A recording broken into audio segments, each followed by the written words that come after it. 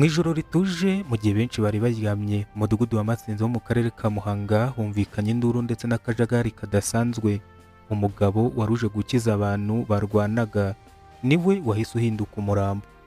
Abaturage bavuga ko ibintu byose byabaye mu kanya gato cyane, ariko ingaruka zabyo zisiga intimba, amarira n'ibibazo byinshi. Ese byagenze bite kugira ngo umuntu uje gukiza abe ari we uhasiga ubuzima? Ninde uri inyuma y'uru rupfu rwavugishije abatari bake? Uyu munsi tugiye kubagezaho inkuru irambuye y'amahano yabereye mu karere ka Muhanga.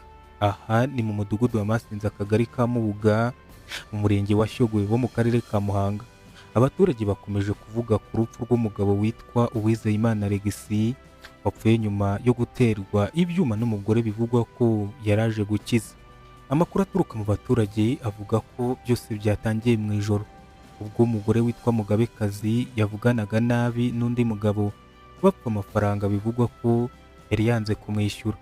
Abari aho bavuga ko impaka hagati yabo zakomeje gukara kugeza ubwo intonganya zahindutse imirwano. Muri ako kavuyo Uwizeyimana Alexis ngo yumvise abantu basakuza, aza agira ngo abakize no kugira ngo ibintu bitarushaho gukomera. Ariko ibyo yari aje gukemura nibyo byahise bihinduka urupfu rwe ako kanya.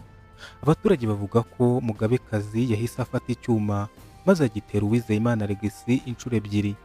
Nyuma yo guterwa icyuma, Alexis yahise yitaba Imana, ubuzima bwe buhita burangiriraho. Ni mu gihe abaturage bari bakiri mu rujijo ndetse n'ubwoba bwinshi.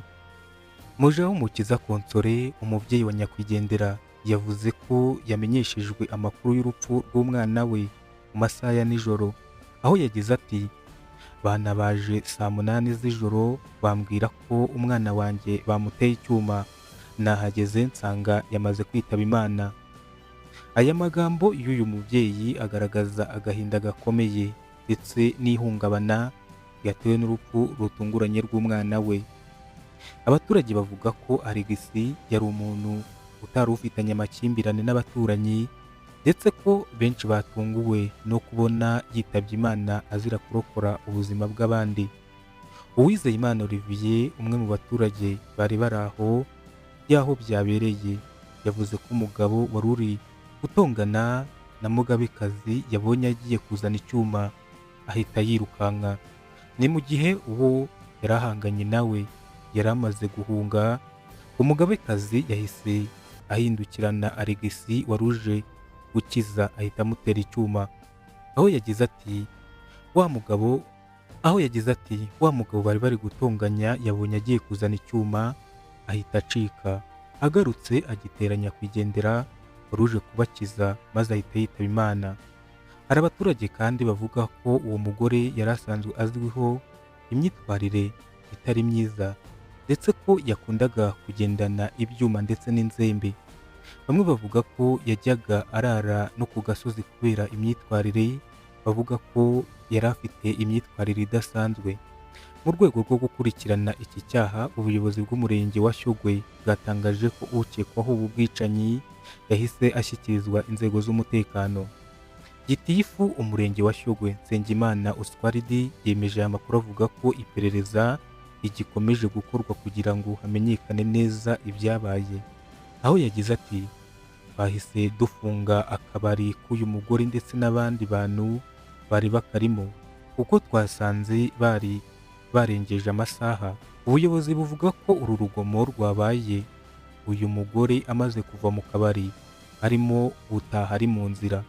Umurambo wa Uwizeyimana Alexis wajyanwe ku bitaro bya Kabgayi kugira ngo ukorerwe isuzuma mbere y'uko ushyingurwa. Iyi ni inkuru yasize abaturage benshi bibaza ku ngaruka z'urugomo rukomeje gufata indi ntera, cyane cyane ku bikorwa byo gukoresha ibyuma ndetse no mu makimbirane ashobora gukemurwa mu mahoro. Hari abavuga ko abantu benshi bagiye batinya gutabara ndetse no kubakiza kugira ngo bakize iyo mirwano, kubera ko uwo mugore akunda kuba afite ibyuma ndetse n'imihoro n'inzembe.